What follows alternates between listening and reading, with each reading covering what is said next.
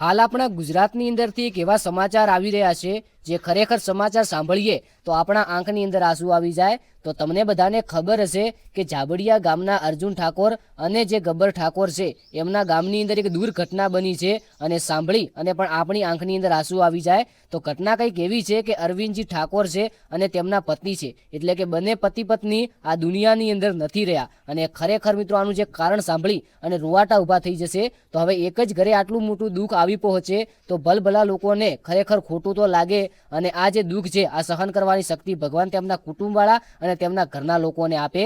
તો ચલો શરૂઆતથી વાત કરીએ કે આખરેકાર આ ઘટના કેવી રીતે બની અને કેમ બંને પતિ પત્ની આ દુનિયાની અંદર નથી રહ્યા। તો વાત કંઈક એમ છે કે આ પતિ પત્ની અને તેમના જે નાના બાળકો છે આ બાળકો એક દિવસ સ્વિફ્ટ ગાડી લઈને જતા હતા અને સ્વિફ્ટ ગાડી એક અન્ય કોઈ વાહનને અથડાય છે અને અથડાવાના કારણે ખરેખર એટલી મોટી દુર્ઘટના બને છે કે તેમના જે પતિ છે એટલે કે અરવિંદભાઈ છે આ તો મિત્રો ત્યાં જ દુનિયા છોડી દીધી હતી, પરંતુ તેમના જે વાઇફ છે તે મિત્રો થોડા ઘણા આપણે કહીએ ને કે શ્વાસ લેતા હતા અને હજુ બધા લોકોને ઉમ્મીદ હતી, તેના કારણે તેમને હોસ્પિટલમાં લઈ જવામાં આવ્યા અને સારવાર ચાલુ રાખવામાં આવી। હવે અહીંયા ઘણા લોકોને લાગતું હતું કે જે આ બહેન છે આ બહેન બચી જાય તો સારું, પરંતુ મિત્રો કુદરતને એવું ગમ્યું નહીં અને આખરેકાર દુર્ઘટના બની તેની અંદર આ ભાઈ તો દુનિયા છોડી દીધી હતી, પરંતુ સાથે સાથે જે આ બહેન છે આ જે તેમના પત્ની છે આ પણ મિત્રો આ દુનિયા છોડી દીધી છે। અને ખરેખર આવું સાંભળીએ તો 2 મિનિટ આપણને પણ વિચારવા જેવું થાય છે કે એક જ ઘરે આવી ઘટના કેવી રીતે બની શકે છે। અહીંયા તમે ફોટોમાં પણ જોઈ શકો છો અને વિડીયોમાં પણ જોઈ શકો છો।